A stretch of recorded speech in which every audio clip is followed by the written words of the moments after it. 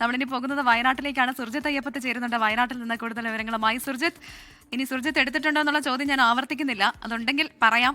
അതോടൊപ്പം തന്നെ വയനാട്ടിൽ ഏത് തരത്തിലാണ് ഈ ടിക്കറ്റ് വിൽപ്പന എന്നാണ് മനസ്സിലാക്കുന്നത്? എന്താണ് ലോട്ടറി കടക്കാർക്ക് പറയാനുള്ളത്? പ്രത്യേകിച്ച് ഈ കഴിഞ്ഞ സമയങ്ങളിലൊക്കെ നമ്മൾ കഴിഞ്ഞ തവണയൊക്കെ ലോട്ടറി അടിച്ച പലരും അവരുടെ പേര് വെളിപ്പെടുത്താൻ ആഗ്രഹിക്കുന്നില്ല, നേരിട്ട് ബാങ്കിലേക്ക് എത്തിക്കുന്ന കാഴ്ചയൊക്കെ നമ്മൾ കണ്ടതാണ്. അപ്പോൾ അത്രയധികം ഈ ലോട്ടറി ടിക്കറ്റ് എടുക്കുന്ന ആളുകളുടെ എണ്ണവും കൂടുന്നുണ്ടെന്നാണ് മനസ്സിലാക്കുന്നത്. പ്രവിത, ഞാൻ നിൽക്കുന്ന സ്ഥലം എന്ന് പറയുന്നത് കൽപ്പറ്റ പുതിയ ബസ് സ്റ്റാൻഡാണ്. പുതിയ ബസ് സ്റ്റാൻഡിൽ അമ്മ ലോട്ടറി ഏജൻസിയിലാണ് ഞാനുള്ളത്. ഇവിടുത്തെ അവസാനത്തെ ടിക്കറ്റ് എടുത്ത ആൾ ഞാൻ തന്നെയാണ്. ഇത് അവസാനത്തെ ടിക്കറ്റാണ്. ഇപ്പോൾ 500 രൂപ കൊടുത്ത് ഈ ടിക്കറ്റ് എടുത്തു. മിക്കവാറും ഇതിന് അടിക്കാൻ സാധ്യതയുണ്ടോ എന്നുള്ളത് നമുക്ക് നോക്കാം. എന്തായാലും ധാരാളം പേര് ഇവിടേക്ക് എത്തുന്നുണ്ട്. ഇത് അദ്ദേഹം വന്നത് ലോട്ടറി ചോദിച്ചാണ്. ഞാൻ നിൽക്കുമ്പോൾ ചോദിക്കുകയായിരുന്നു. ഞാൻ വന്ന് ചോദിച്ച് ഇപ്പോൾ കഴിഞ്ഞു പോയി എന്നാണ് പറഞ്ഞത്. ഇനിയിപ്പോൾ വേറെ എവിടെയെങ്കിലും നോക്കണം, കിട്ടുമെന്ന് അറിയില്ല. ബിരിയാണി കൊടുത്താലോ? എന്താ പറയാൻ പറ്റില്ല. ലാസ്റ്റ് നിമിഷത്തിൽ എടുത്തേക്കാൻ വിചാരിച്ചിട്ടാ. അപ്പൊ ഇപ്രാവശ്യത്തെ കച്ചവടം കാര്യങ്ങളൊക്കെ കുഴപ്പമില്ല, നല്ല രീതിയിൽ കച്ചവടവും കാര്യങ്ങളൊക്കെ മുന്നോട്ട് പോകുന്നുണ്ട്. എന്തായാലും ദൈവാനുഗ്രഹത്തിൽ ഒരു ബമ്പറും കൂടി അടിച്ചു കഴിഞ്ഞാൽ എന്നുള്ളൊരു ആഗ്രഹം മനസ്സിലുണ്ട്. എന്തായാലും ടിക്കറ്റുകളും കഴിഞ്ഞു. ടിക്കറ്റ് നറുക്കെടുപ്പ് മാറ്റി 27-ാം തീയതി നറുക്കെടുക്കേണ്ട ടിക്കറ്റ് ആയിരുന്നു. ആ നറുക്കെടുപ്പ് മാറ്റി വെച്ചതിൽ ചെറിയൊരു ബുദ്ധിമുട്ട് നമ്മൾ കച്ചവടക്കാർക്ക് ഉണ്ടായിട്ടുണ്ട്.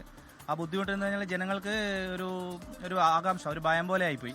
അതിൻ്റെ ചെറിയൊരു ബുദ്ധിമുട്ട് ഇന്ന് രാവിലെ വരെയുള്ള കച്ചവടത്തിൽ കാണിച്ചു. പക്ഷേ ഒരു കുഴപ്പമില്ല, ഒരു 11 മണി 11:30 മണിയാകുമ്പോഴേക്കും നമ്മളെ മുഴുവൻ ടിക്കറ്റും കഴിഞ്ഞു. എന്തായാലും സന്തോഷം. ഫുൾ ടിക്കറ്റ് പോയി. വയനാട്ടിൽ ഉണ്ടാവും എന്നാണ് പ്രതീക്ഷ. വയനാട്ടിലെ മാത്രമല്ല, ഓൾമോസ്റ്റ് കിട്ടാവുന്ന ജില്ലകളിൽ നിന്നൊക്കെ ആരോചേട്ടൻ ടിക്കറ്റ് കൊണ്ടുവന്ന് ഇട്ടിട്ടുണ്ടായിരുന്നു ബോർഡിൽ. അപ്പോൾ എന്തായാലും ഞങ്ങൾക്കൊരു പ്രതീക്ഷയുണ്ട് ഇത്തവണത്തെ പ്രൈസ് ഞങ്ങൾക്ക് ഉണ്ടാവുന്നത്. ഇതൊരു ഭാഗ്യമുള്ള കടയോടെയാണ്. കാരണം കഴിഞ്ഞ ദിവസം ഇവിടെ തന്നെ വന്ന് ഞാനൊരു ലൈവ് ചെയ്തിരുന്നു. കാരണം ഈ ബസ് സ്റ്റാൻഡിലുള്ള ഒരു ബസ് ജീവനക്കാരനെ 1 കോടി രൂപയാണ് ലോട്ടറി അടിച്ചത്. അത്തരത്തിലൊരു ഭാഗ്യം കൂടി ഉണ്ട്. ധാരാളം പേരൊക്കെ ഇവിടെ എത്തിയിട്ടുണ്ട്. ലോട്ടറി എടുത്താ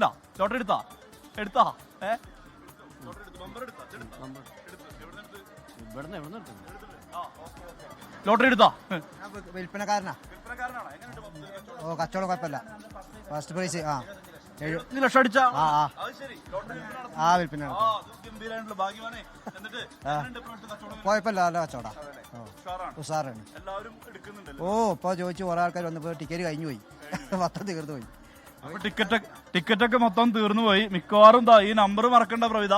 ഈ നമ്പറിന് അടിക്കാനുള്ള ഒരു സാധ്യത തള്ളിക്കളയാൻ കഴിയുകയില്ല. ഞാനിപ്പോ ബിരിയാണി കൊടുത്താലോ എന്ന് കരുതി ഞാൻ അവസാനത്തെ ഘട്ടത്തിൽ അവസാനത്തെ ലോട്ടറി, അമ്മ ഏജൻസീസിന് അവസാനത്തെ ലോട്ടറി ഞാനാണ് എടുത്തിട്ടുള്ളത്. സ്വാഭാവികമായി ഈ നറുക്കെടുപ്പിന്റെ ആ ഒരു സമയം അതിനുവേണ്ടി കാത്തിരിപ്പാണ്, നെഞ്ചിടിപ്പോടുള്ള കാത്തിരിപ്പ്.